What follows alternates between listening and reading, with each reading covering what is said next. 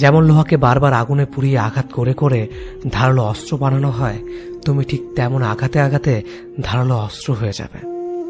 সময় সব বদলে দেবে। সেদিন আর আজকের মতো তার ফোন না পেলে মন খারাপ হবে না। সেদিন আর তার সাথে দেখা না হবার জন্য কান্না আসবে না। সেদিন প্রতারকটাকে কৃতজ্ঞতা জানাবে, কারণ সে তোমাকে ঠকিয়েছে বলেই তুমি এতটা শক্ত হতে পেরেছ। সেদিন তোমাকে কেউ ভাঙতে পারবে না, কারণ পাথরে আঘাত করলে কাঁচই ভাঙবে, পাথর না।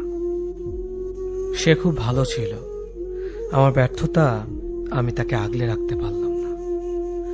আমি কেমন ভালোবাসলাম তাকে, তার ভালো খারাপ আমি মানতে পারলাম না। ছি, আমার নিজের প্রতি নিজের রাগ হয়। তার ভালো খারাপ ভালো লাগা যদি আমি মেনে নিতাম, ইস, তাকেও আগলে রাখা যেত। আমি কেমন প্রেমিক ছিলাম, কখনো তার ভালো লাগার মূল্যই দিইনি। তার ভালো লাগতো কি জানেন? তার ভালো লাগতো আমি ছাড়া আরো অনেকের সাথে কথা বলতে।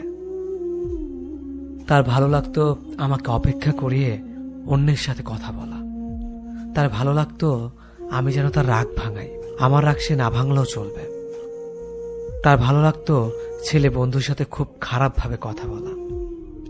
তার ভালো লাগতো সবাইকে ছবি দেওয়া, কিন্তু আমি চাইলেই হাজার বাহানা। তার ভালো লাগতো মিথ্যে কথা বলা।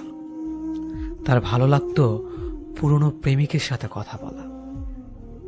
তার কিন্তু আমাকেও ভালো লাগতো, সেটাও আমি জানতাম। তার ভালো লাগতো ঘুমের নাম করে আমাকে এড়িয়ে চলা।